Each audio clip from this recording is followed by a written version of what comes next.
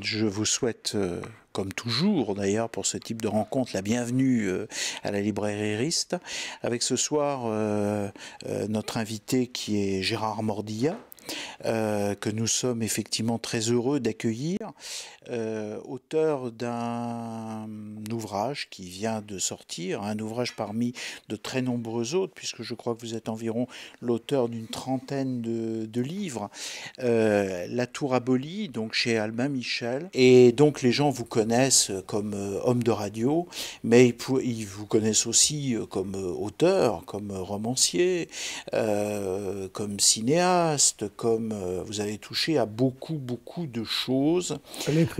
À l'écriture, sous toutes ses formes, effectivement. La Tour abolie, c'est un ouvrage, comment dire, un ouvrage total d'une certaine manière. C'est une peinture de notre société à travers une tour. On va rentrer évidemment un peu plus dans les détails, à travers une tour qui appartient à une société, donc magistère, une tour qui a été construite avec ses 38 étages et ses 7 sous-sols, qui a été construite à la Défense et qui est en fait un reflet du monde dans lequel nous vivons, avec ses différentes strates sociales, et on découvre une cinquantaine de personnages dans ce roman, depuis les sous-sols jusqu'au 38e étage où se trouve la direction, la présidence de la société magistère. C'est une satire sociale et davantage. C'est une critique très prononcée de l'ultralibéralisme dans lequel nous vivons, des inégalités sociales, et c'est aussi un regard, je dirais, cette tour abolie, c'est aussi d'une certaine manière la tour de Babel, avec ses différentes strates de langage qui sont explorées à travers les différents personnages, depuis les 7 sous-sols jusqu'au 38e étage. Qu'est-ce qui vous a conduit dans le contexte dans lequel nous sommes aujourd'hui, en 2017, à écrire un livre comme celui-là, qui est un livre engagé, qui est un livre fort, mais qui est un livre dur aussi? J'ai été contacté il y a 3 ans et demi, par des militants de la CGT qui venaient de faire un petit fascicule sur les nettoyeurs qui travaillent dans les sous-sols de la Défense, ceux qui font briller les parkings.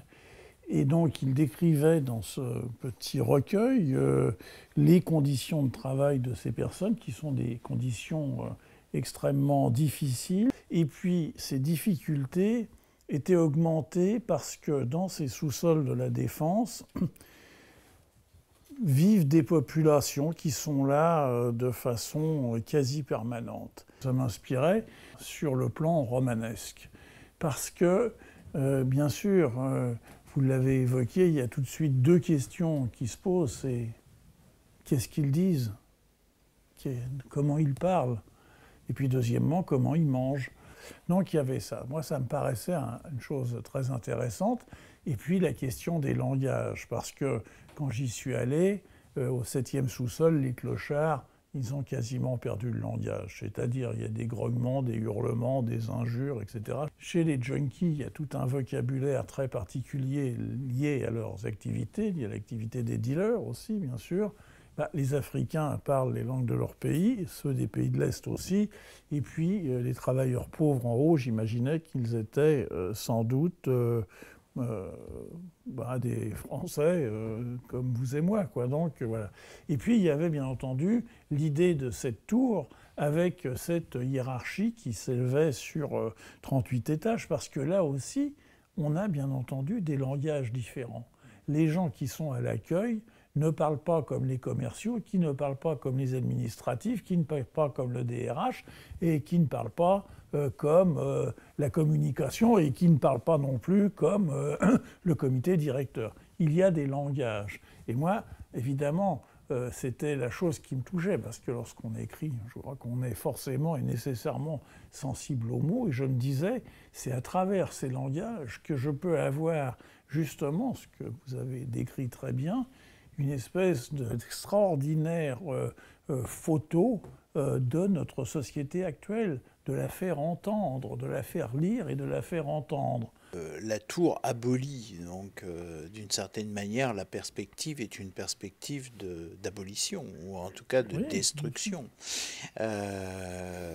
C'est d'ailleurs tiré de Gérard de Nerval. Donc on est effectivement sur le prince d'Aquitaine, voilà, à l'origine. Mais est-ce que c'est prémonitoire? Est-ce que vous pensez que cette société qui ressemble en fait beaucoup à cette tour, est-ce que vous pensez que cette société va s'abolir ou va être abolie ou va s'écrouler ou c'est un peu... Je ne me risquerais pas à être prophète, ce serait ridicule. Non, simplement, une conviction, c'est que effectivement, la fiction, et notamment le roman, marche toujours un pas en avant de la réalité. Dans un roman, vous pouvez faire entendre une voix autre, complètement différemment. Et le roman, c'est ça. Et c'est ça, moi, qui m'importe, et c'est pour ça que je crois profondément à cette capacité du roman à dire le monde, à nommer les choses par leur nom. C'est pour ça que,